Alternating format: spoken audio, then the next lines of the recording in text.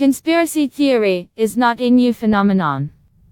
They constantly exist, at least the last 100 years, says Professor Joe Usinski, author of the book American Conspiracy Theories. Everyone believes in at least one of them, maybe a few, says the author.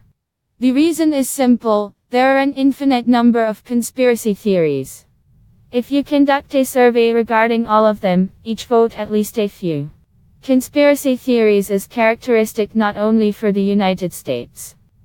In 2015, the study from Cambridge University showed that the majority of Britons agreed with at least one of the conspiracy theories when they offered 5 theories to choose from. It was about a variety of topics, from the existence of the secret group that controls world events, to contact with aliens. Thus, despite the widespread view, a typical supporter of conspiracy theories, it's not a middle-aged man who lives in my mom's basement and wears a tinfoil hat. If you look at actual demographics, it turns out that belief in conspiracy theories affects all social classes, gender and age category, says Professor Chris French, a psychologist at the University of London. People who believe that Bush blew up the Twin Towers were mostly Democrats. People who thought that Obama faked his own birth certificate, most of them were Republicans. But both were equally, explains the professor. To understand why people are so attracted to the idea that mystical forces control political events, we should consider the psychology behind conspiracy theories.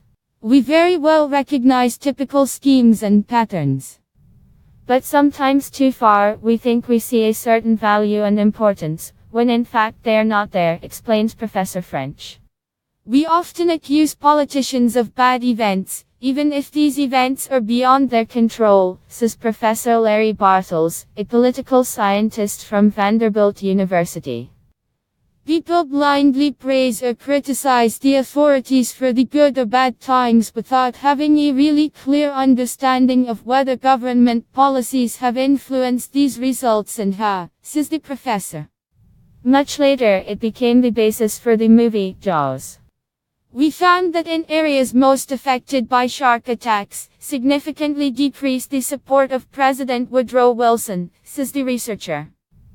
In the UK referendum on leaving the European Union led to the formation of the group of those who want to stay in the EU, and groups of the same size who want to get out of it. People feel like I belong in their group, but it also means that they experience a certain level of antagonism towards people of other groups, says Professor Sarah Hobbolt from the London School of Economics. The proponents of different views are sometimes different look at the world. For example, analyzing the same economic data, opponents of withdrawal from the EU, saying that the economy is bad, and the supporters that she's okay. Those who want to leave the EU, which before the referendum thought I would lose, were more likely to believe that the results of the referendum concocted, says Professor Hobbolt. If I feel better about considering that Woodrow Wilson would have to avoid shark attacks, then the psychological reward for such views much more than any punishment that I pure period, if these views are not true, explains the professor.